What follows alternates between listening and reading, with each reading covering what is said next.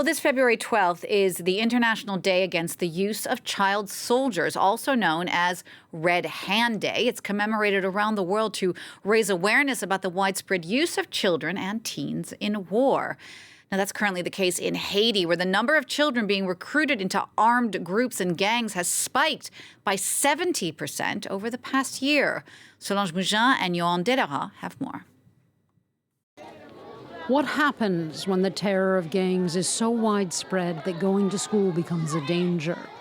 Or when sexual violence, such as gang rapes of girls and teens, is rampant?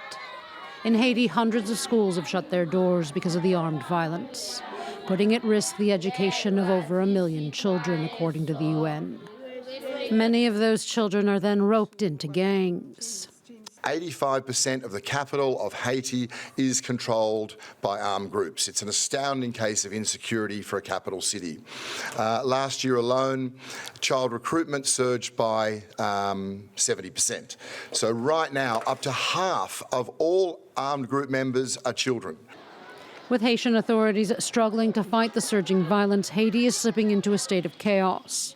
International missions are underfunded and understaffed, and children are paying the price, and not only from extreme poverty. Many are taken by force, others are manipulated, many are driven by extreme poverty. It's a lethal cycle. Children are recruited into the groups that then fuel their own suffering. And in Haiti, that suffering is immense. 1.2 million children live under the constant threat of armed violence. According to UNICEF, 30 to 50% of the gang members are now children. Despite becoming targets themselves, many schools nonetheless try to keep their doors open. Education is going to be the sustenance of Haiti, so support and stability gets all the kids here in Port-au-Prince, all the kids in Haiti, back into a classroom. In a report released Wednesday, Amnesty International collected testimonies of dozens of Haitian children. Their stories are harrowing.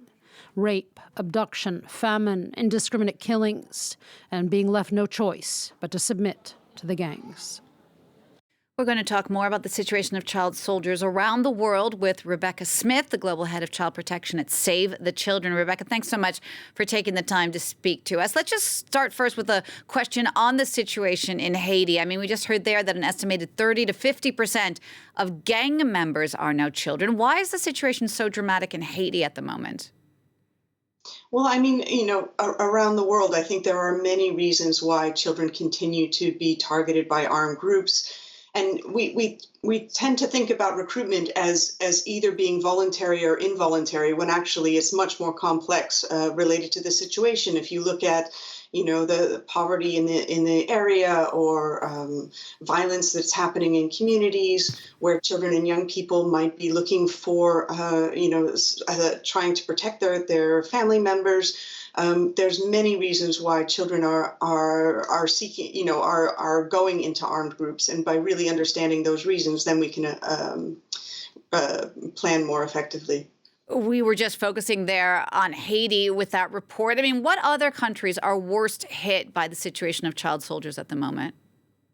I mean, the use of child soldiers is on the rise. In last quarter, in 2024, 15 operations of conflict were tracked by the protection cluster and reported children being recruited and used.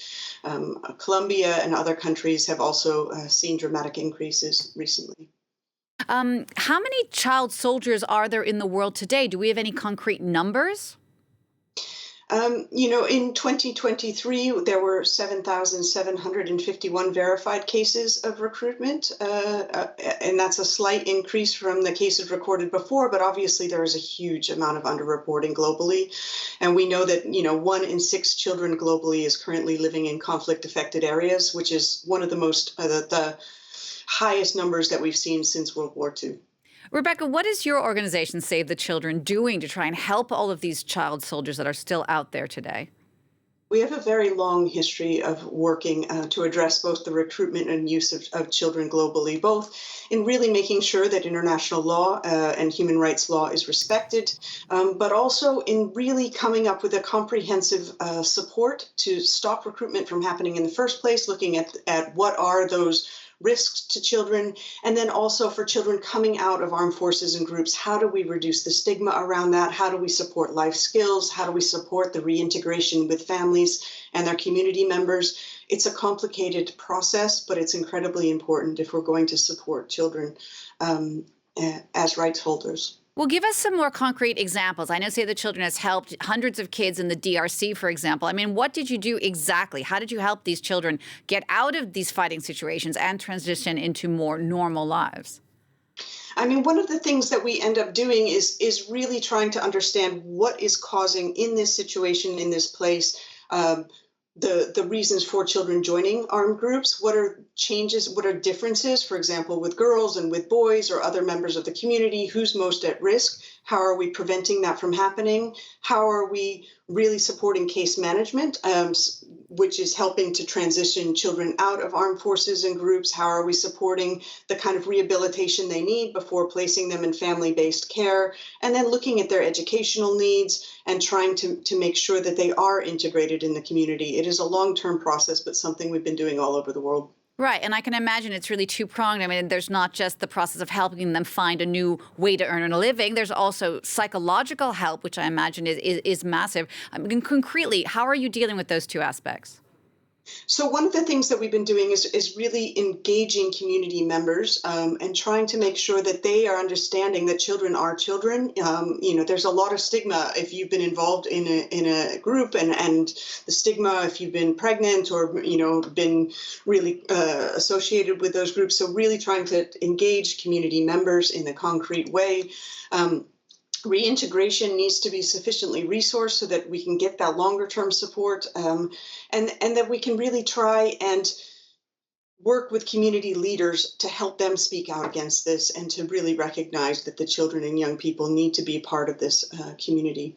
It's not a one-time event, it's a long-term process. And why are children, just to wrap up, why are they being targeted by so many of these armed groups, and what can they bring to these armed groups?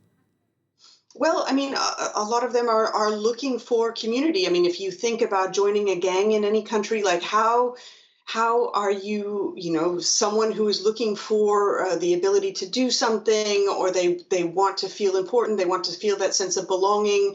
They might be easily influenced. Teenagers are still trying to their frontal cortex is still developing. And so it is an easy target in many countries, unfortunately, which is also why they need special protection.